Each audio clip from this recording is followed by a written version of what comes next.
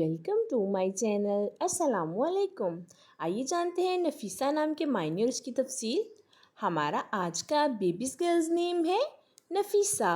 नफीसा के इंग्लिश में स्पेल्स हैं NAFISA। नफीसा ये एक इस्लामिक नेम है और लड़कियों के लिए रखा जाता है ये नाम।